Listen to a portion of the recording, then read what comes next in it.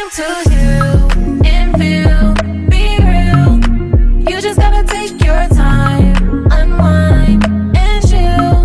Cause now it's time to love yourself. Build emotional and mental health. Cause Black woman, it's time to heal and feel, be real.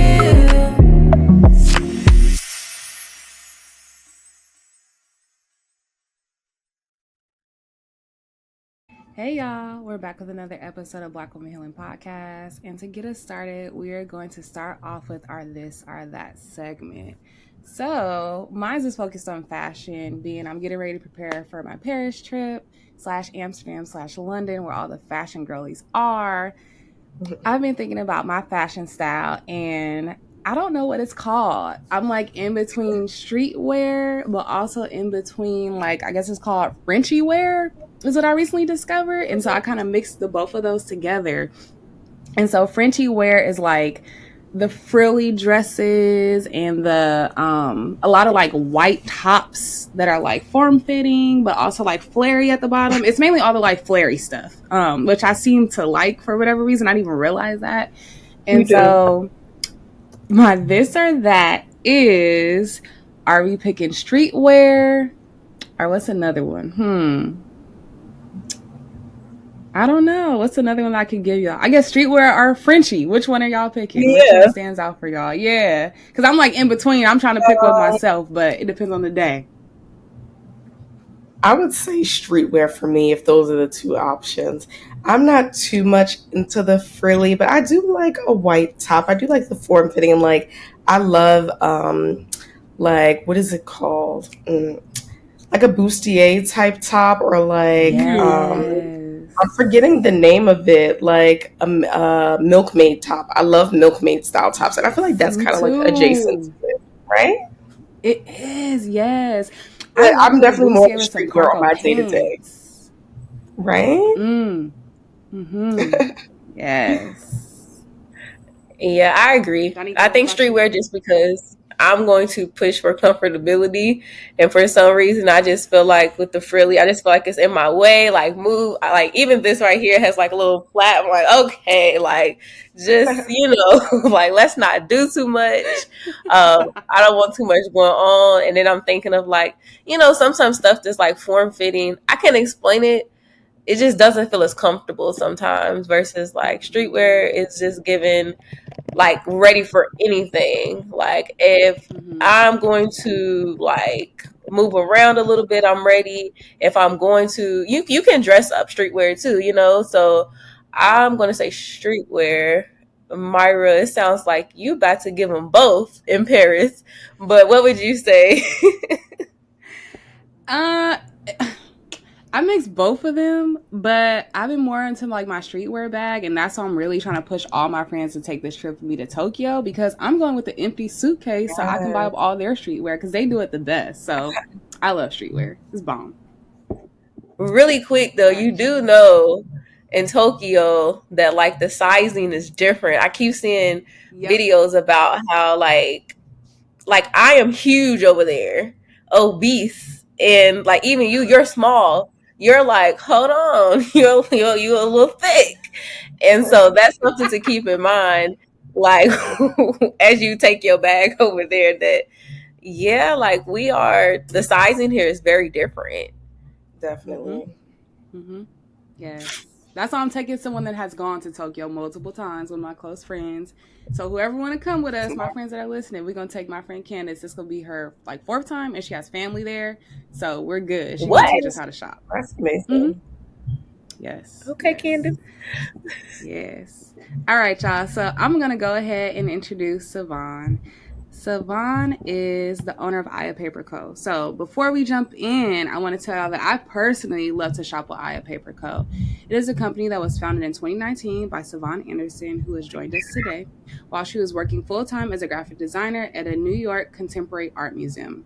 She was inspired by notes of encouragement received by friends and family over the years to create a line of stationery that brings an authentic sense of joy, celebration to life's daily moments. As a creative director, SaVonne prioritizes creating high-quality, sustainable products that represent diverse Black experiences. from her notebooks to conversation decks / meditation, because the conversation deck got meditations in there and affirmations, which like blew my mind. You have to check it out. And so today we're going to be picking SaVonne's brain about her business. So SaVonne, as the founder, I know you've encountered some challenges, but we're curious Absolutely. about how the challenges have been related to mental health while building this business and how you've even managed. Yes. Well, first, thank you for having me on the podcast. I'm so excited to talk with you. And yeah, I've definitely had challenges as an entrepreneur. Some of the main ones have definitely been like anxiety and stress because it's just so much responsibility. And it's one of those things that the more that I do it, the longer I've been, running this business, the more that anxiety kind of builds because, there's the pressure of, what you've done already, having more eyes on you, just building that network and having more people really watching my business trajectory. So the anxiety around that is definitely very real. And it's something that, it's not constant, but it is something that I deal with. And imposter syndrome, on the other hand, is another thing. Like, again, it gets more challenging as the business grows where, I get certain opportunities or people ask me about things and I have to remind myself like, wow, you deserve this. This is something that you've worked for and earned and not like to doubt myself too much. So those are two of the main like mental health challenges I feel like I face with running the business, but I've definitely gotten better at managing them. I've been in therapy before I even started my business. So that is really helpful. This is something I continue to do to just like, make sure that I'm taking care of myself. I have a healthy outlet, someone to help me navigate, the ups and downs of my personal life and the business life. And taking breaks is so important. I take breaks whenever I can. Whether it's, just taking a day off or a week off, like whenever I have the time to, I try to build those times in so that I don't get burnt out because I have definitely burnt out before. So far, I have not had a burnout this year in 2024. But every year before that, I've gotten to a point where I'm just like, I have to take 2 weeks off because I'm losing my mind. So I've learned, kind of through the hard way that I need to build in time to take breaks for myself. Wow. Yeah. Thank you for sharing that. I feel like people do not speak about that a lot. So, wow. Yeah. Thank you for being vulnerable. Also telling us about a few different ways that you manage it, and that's probably why 2024, that you're standing so strong because you're learning your way. Exactly. Yeah, definitely. So in what ways has your personal life influenced Aya Paper Company, and in what ways has motherhood played a role in your business? Um, my personal life has been a part of this business from the very beginning, honestly. When I was thinking about the reason that I wanted to start the company, the different designs we would have, it was all coming back to my personal experiences with looking for cars to celebrate the people that I love. So I grew up with a single black dad, so not being able to find cards with a black man on Father's Day, that like was one of the main reasons that I wanted to start this company. And some of our best selling cards, like our affirmation card that says, "You are so smart and strong and beautiful. The world is lucky to have you." That was something that one of my friends texted me, and I just screenshot it. And this was before I even decided to start Aya Paper Co. I just knew that this was something that other people needed to like see and hear and just like resonated with me so much. So a lot of the designs come from, images of my family. I'm inspired by, things that I want to say to them, things that, we may experience that I want to share with the world. So my personal life is always like, has been an inspiration and an influence on the brand. And then when it comes to motherhood has really shaped my whole experience as a founder because when I first started the business, I was not a mom. I was single. I was 24 when I started the brand, just like a couple of years out of college, living my best life in New York. And 2.5 years into it, I got pregnant. So it really like, I think a lot of like how the business has run and just like my experience as an entrepreneur in kind of like the before motherhood and after motherhood because it's very different. Before I was a mom, I was at my office like until midnight very regularly. Like it wasn't even a big deal. I would just hang out there, have my friends come, we'd have wine and just like I'd be working on stuff. So I didn't really have a reason to create a balance between like work and personal. because work was like my life for the most part, and it was so easy for me to integrate my friends and like people I was the person I was dating at the time, like who's now my fiance. Like it was just so easy to tell them, come to work with me, come do this with me. It was just nonstop. But once I got pregnant, I really had to take more time to slow down because it was very intense for me. I had a healthy pregnancy, but it was just very physically challenging for me. I gained like 50 pounds. So I was like, and I'm a very short person. So it was like a lot of weight on me. And I was just very uncomfortable. I was having trouble walking, having trouble sleeping. So it's hard to work when, you're physically uncomfortable, you're not getting rest. So I was slowing down a lot and feeling a lot of that anxiety and pressure about, oh my gosh, I'm like 2 to 3 years into this business and I'm not operating at that same level. And then even after having my daughter, breastfeeding and, maternity leave, figuring out how to balance work and still being a mom. I was just recounting with my fiance last night about, I did a trade show, the first trade show that we ever did for Aya Paper Co. I was 2 or 3 months postpartum. My daughter's born in May and the show was in August. And it was 3 full days plus like a day of prep before, like from 8 a.m. to 4 p.m. every single day. So I'm commuting from home in Jersey to New York for the show. I'm there all day. And then, like, of course, there were like a million and one things that went wrong at the last minute. And the whole time I'm also like pumping and trying to figure out how to make sure I get milk back home to my daughter in time. How do I find a room to pump in the venue? It was like a lot. And those were the things that I didn't really think about before I decided to have my daughter. I just knew that, I would figure it out. And I have figured it out, but it's definitely, more challenges, more accommodations. Like before this call, my daughter was literally sitting in my lap, like crying. She's like cranky. She just needs to take a nap. And I was like, mommy has to work. So, just setting those boundaries, communicating with her so she knows. And it's like after this, she'll get more attention. But yeah, motherhood has definitely forced me to create boundaries and find balance and just like give myself more grace. Whew, that right there. I think that was a loaded question and you answered it wonderfully. But like, yeah, your personal life absolutely, right, has influenced Aya Paper Company. I love the way that you explain motherhood and how, I mean, first of all, shout out to your daughter as well for being able to maintain that boundary. I think that's so difficult for these little ones to like Yeah. understand. But you even presenting that to your daughter, like you even said, you said she's going to get some attention. So it's like, it's not forever, right? Right. And it's very, I don't want to make it seem like she just like respects that boundary all the time. Like there are many times I'm like, mommy has to work and she's in the background, tearing stuff up. Cause like, she's 2.5. So she's still, a baby, but at the same time, yeah, like, but she's small, but she also is very, her cognitive abilities are very advanced for her age. So, I try to take advantage of that to explain things to her. Like, even if she only understands a part of it, like it's about the repetition and just training her now to like understand that, because now she knows if I'm in my office and the door's closed, I'll hear her outside the door and she'll say, mommy's working. She'll be done soon. Like I'll hear her say that. So it's like she's starting to understand. So I'm really proud of like, myself for setting those boundaries in a healthy way and not making myself feel guilty, because mom guilt is so real. So I do a lot of work with like, telling myself, you are a good mom. The way that you are a mother is different from how other people are. Just because, you spend time working doesn't mean that, you're not showing up enough. So that's something I talk to a lot of my mom entrepreneur friends about. Like we share, our struggles and have to affirm each other and lift each other up, because it can be very challenging to balance both.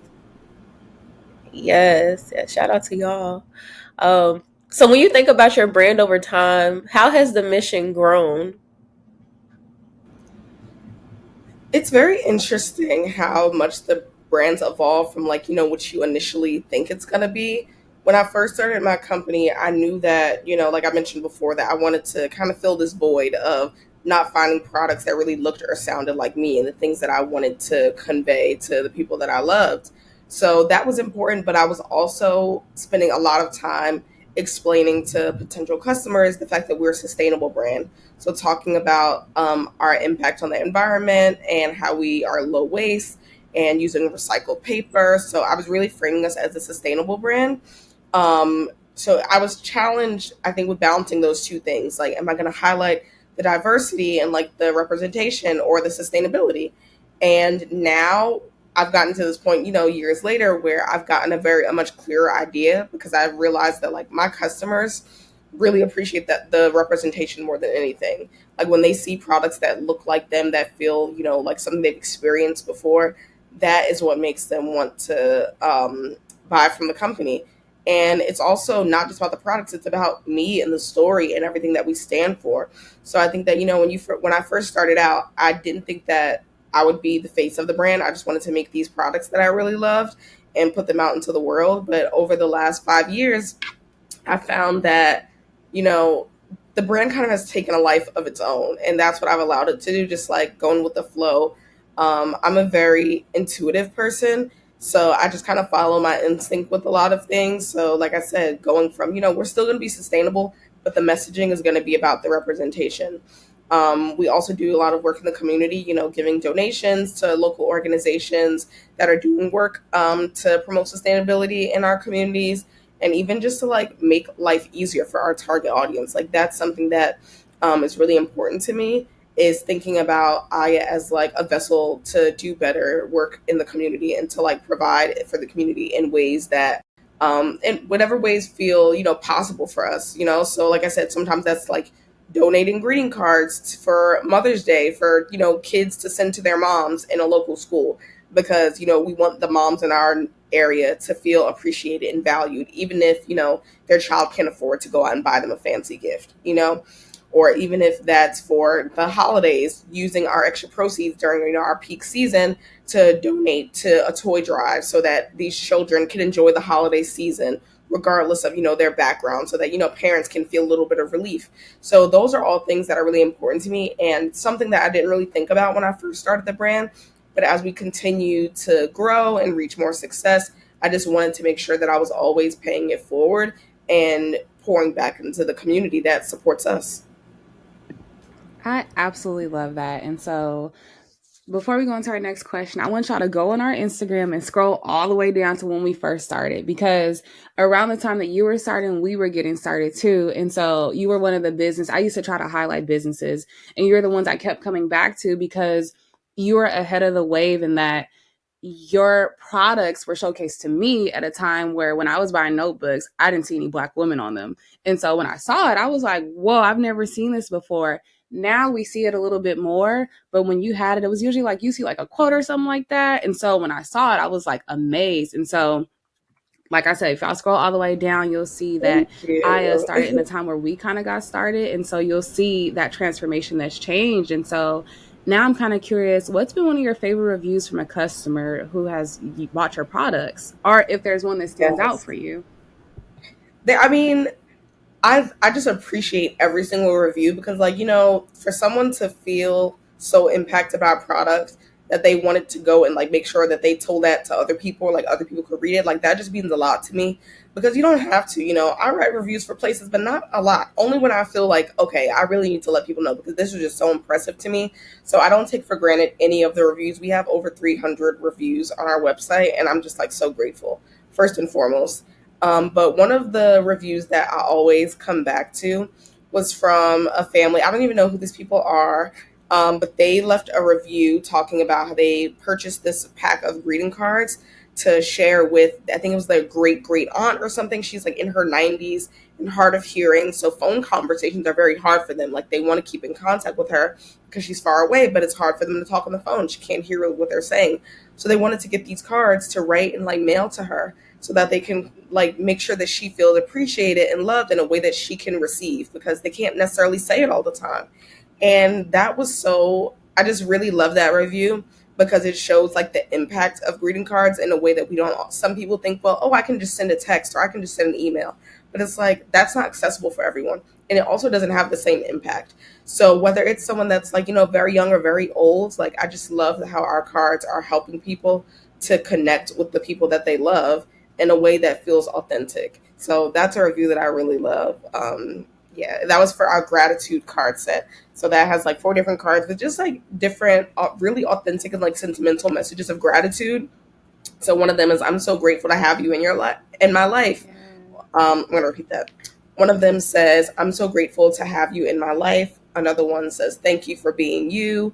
You're definitely my favorite person." So like those type of messages I think are so simple, but they make an impact if you open a card and that you weren't expecting, and someone just poured out how they feel about you. So those are the reviews that I always appreciate the most. Not for a birthday or things like those are great, but it's really the ones that are just for the everyday that you just felt on your heart that you wanted to share with someone. Yes. And what I love about the cards too is like they'll just speak to you. Like how I was telling you the last time that we spoke of, like I always go to this one bookstore in particular and I didn't realize it was your cards, but I always just go and buy one whenever I want to get a card that's down the street from me. So I just go there and get it.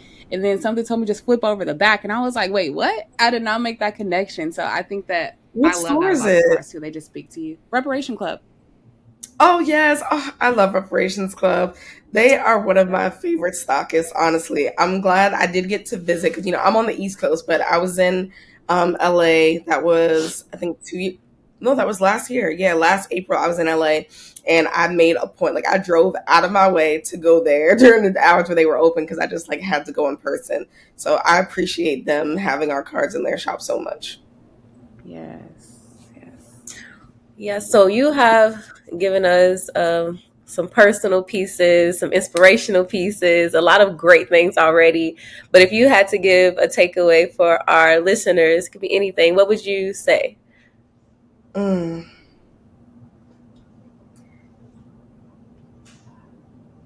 I said I was going to write down my answer to this one, and I did not. I'm glad you didn't. I know I have to, like I said I'm intuitive. I got to see what's coming to me right now in this moment. Yeah. Okay. My takeaway to listeners would be to not take the people in your life for granted. That's something that I feel greeting cards really help us to act on that intention to show people that we appreciate them and not just take for granted that they'll always be here or that they know how we feel about them. Of course, like, birthdays or anniversaries, like those are perfect occasions to send someone a note about how you feel about them and just letting them know how many things that you think about them are amazing. Like we don't hear that very often. So I think that it's great to go out of your way to do it on a random day, whether it's your best friend, a parent, a cousin, your neighbor, someone who just, they're a great person who makes you feel special, who you see what they do for others. Take a moment to, whether you're going to send them a card or just, even if it's just a text, or you go knock on their door and just, have a conversation with them, send them a small gift. Those things really make people feel special, and you never know what type of day or week or year someone is having and how much you can impact them with that. So yeah, that's my takeaway. That's my homework to everybody. Make sure that you take some time this week to reach out to somebody and let them know how great they are. Wow. Amazing takeaway. We thank you so much. And if you all have been following us already, we have been sharing about Aya Paper Company. And so all the information will be in our description. Please support. And thank you for joining us for another episode of Black Women Healing Podcast. We will see you all next Monday. Mhm.